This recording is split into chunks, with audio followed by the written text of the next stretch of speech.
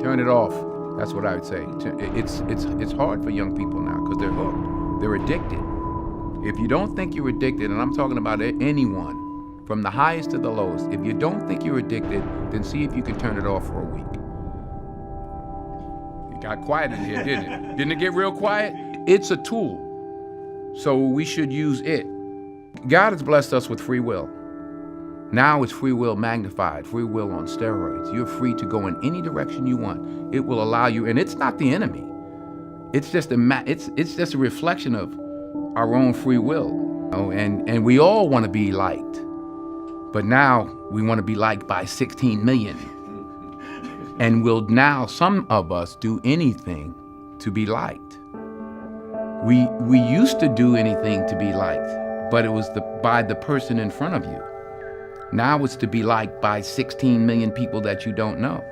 We have to ask ourselves, what is the long-term, if not the short-term effect of too much information? We know that engagement with social media and our cell phones releases a chemical called dopamine.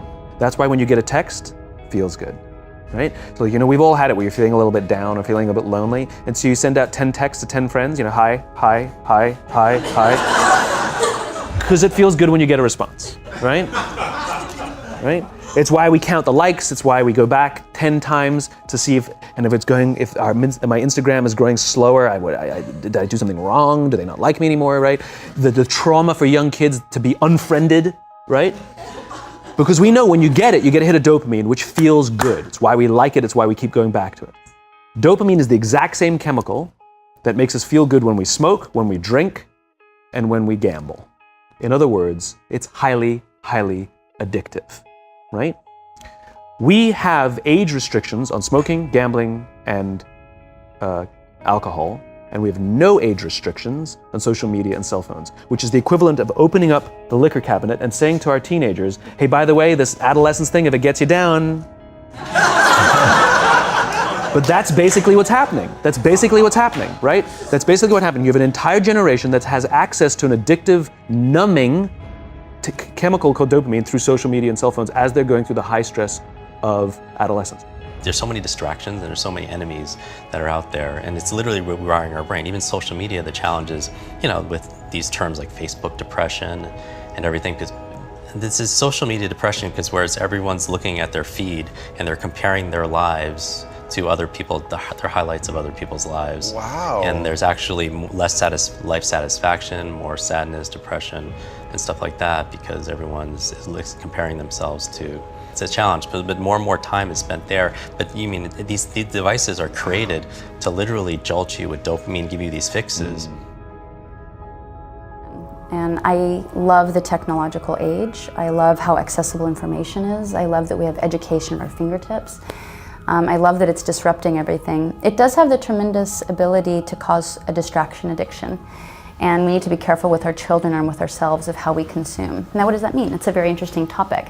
How do we consume in a way that doesn't hurt our mental health, that doesn't cause neural pathways of addiction and distraction addiction?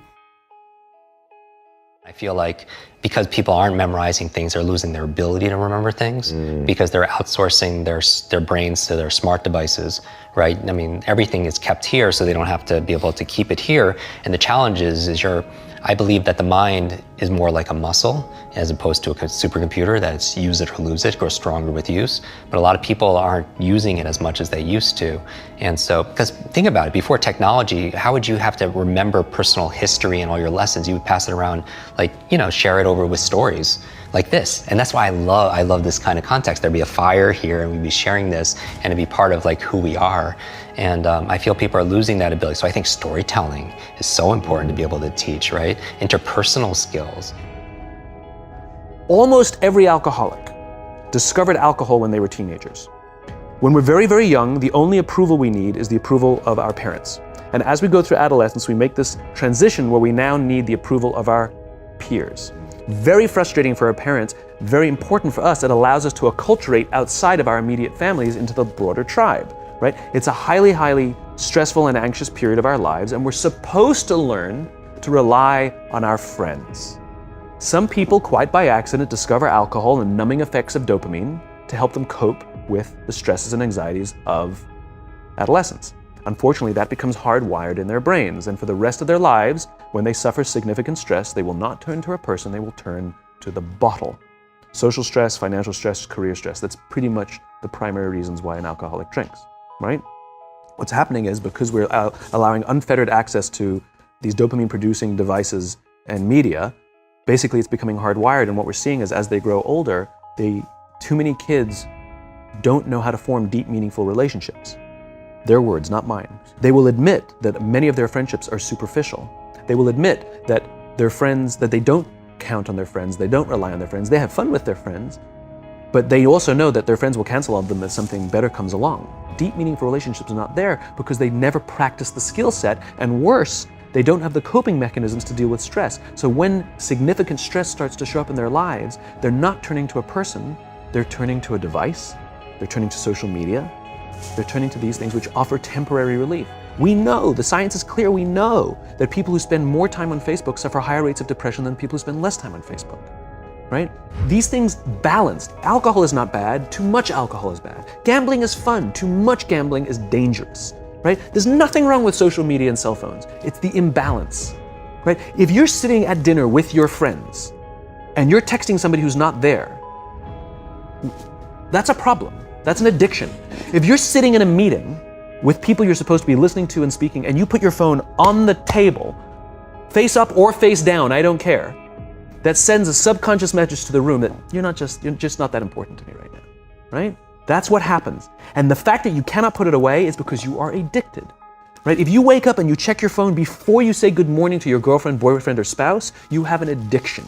And like all addiction, in time, it'll destroy relationships, it'll cost time, and it'll cost money, and it'll make your life worse. I love sharing space and time with modern day superheroes, but there are also some modern day supervillains, right? These ideas of these phenomena of like digital overload. How many people feel like when you're learning something, feels like you're taking a sip of water out of a fire hose? Raise your hand, right? And not that just that, it has an effect on our health also, right? They call it information fatigue syndrome. Information fatigue syndrome, because everything is a syndrome, right? So higher blood pressure, compression of leisure time, more sleeplessness, or even if you have a little bit of free time, you can't even enjoy it because your mind's still multitasking. And also, not just the supervillain of digital overload, but digital distraction. How many people feel like your mind is so distracted and you can't focus on just one thing anymore? Raise your hand. And this is a challenge. That takes away from your ability to be present, your ability to be able to get things done, your ability to be able to be profitable. And I don't just mean financially profitable, that's obvious, right? We live in an age where it's not your muscle power, it's more your mind power. It's not your brute strength, it's your brain strength, right? And so the faster you can learn, certainly the faster you can earn, but not just financially, in all the areas of your life, all the treasures of your life, your health, your relationships, your career. I look at our bodies like an amazing machine. And it's an amazing machine. Our brain is actually not the driver, it's the steering wheel. So who's the driver? I think it's our observer. When we get so caught up in our mind, we're desperate for an escape. For me, that's where mindfulness tools come into play with how we interface with everything. You have to give yourself a break from your mind that's a healthy habit and not just constantly a distraction. It's just a lot of people, they give away their sovereignty and their power first thing in the morning. Like the first thing in the morning, they'll pick up their phone and they'll check everything, because there's the way it's set up, right? They're getting their dopamine fixes and it's just really rewiring their brain. So it's training them just to be distracted all the times. Sleep is so important for your memory, right? For your brain health. That's when you're clearing out the plaque, that's where you consolidate short and long-term memory. But we live in this age, because we're so distracted and we're multitasking and technology and digital stuff, we're just not getting the sleep that we need. Put the thing down. Yeah. Look up. You're missing stuff. What is the long-term effect of too much information? We don't know, but we're finding out. I know in my country, the polarization of the electorate, a mean-spiritedness. We've gone from radio presidents to television presidents to internet presidents to BlackBerry presidents to a Twitter president. Where are we going? And I'm not just knocking that man. I'm talking about all of us. Can you put it down? Are you using it or is it using you? And where is it leading you? And I'm not telling you, oh, I'm against the establishment and all of that. I'm telling you, at least ask yourselves, What is the long-term effect of too much information? What is it doing to me?